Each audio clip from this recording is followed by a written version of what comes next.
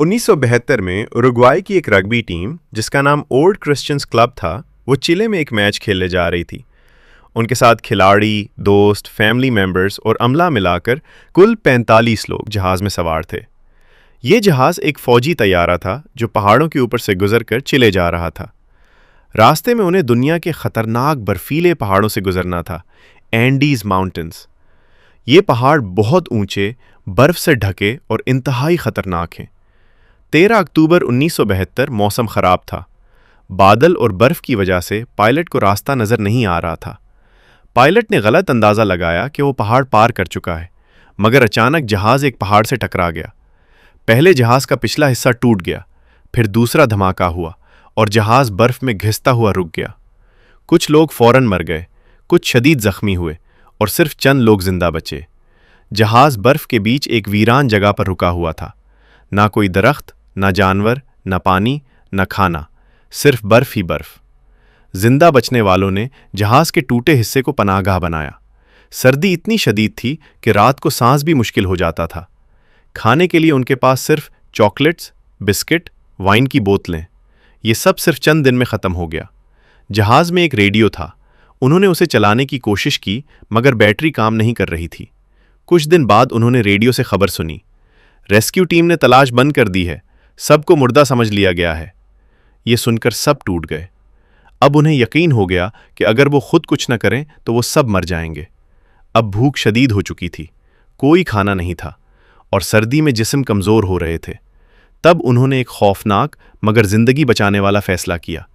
वो मरे हुए साथियों का गोश्त खाकर जिंदा रहेंगे। ये फ़ैसला बहुत मुश्किल था, मगर जिंदा रहने का यही एक रास्ता था। उन्होंने बर्फ़ में जमी लाशों से गोश्त काटकर खाना शुरू किया। ये सर्वाइवल कैनिबलिज्म था, यानी सिर्फ जिंदा रहने के लिए। एक रात शदीद बर्फानी तूफान आया। बर्फ़ जहाज़ के ऊपर आ गिरी और अंदर सोए लोगों को दबा दिया। इस हादसे में मज़ीद लोग मर गए। अब जिंदा बचने वालों की तादाद और कम हो गई, मगर उन्होंने हिम्मत नहीं हारी।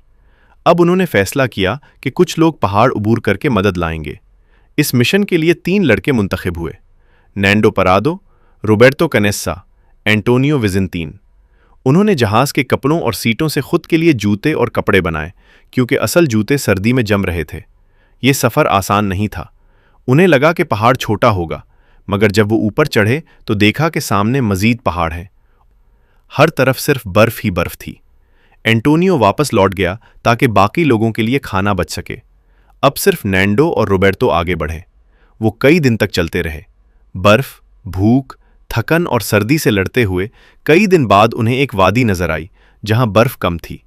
फिर आखिरकार उन्हें एक दरिया और एक किसान नजर आया। वो जोर जोर से चीखे, मगर आवाज़ दरिया के शोर में दब गई। फिर उन्होंने कागज़ पर पैगाम लिखकर पत्थर के साथ फेंका। किसान ने पढ़ा और फौरन मदद के लिए इत्तला दी। 22 दिसंबर 1972 2 हेलीकॉप्टर एंडीज पहाड़ों में पहुंचे और बाकी लोगों को रेस्क्यू किया। 72 दिन बाद जो लोग बर्फ में फंसे थे आखिरकार बचा लिए गए। कुल 16 लोग जिंदा बचे। जब दुनिया को पता चला कि उन्होंने जिंदा रहने के लिए मुर्दा साथियों का गोश्त खाया, तो शुरू में लोग हैरान और शॉक्ड हो गए, मगर बाद में सब ने मान लिया कि ये मजबूरी थी और उन्होंने सिर्फ जिंदा रहने के लिए ये किया।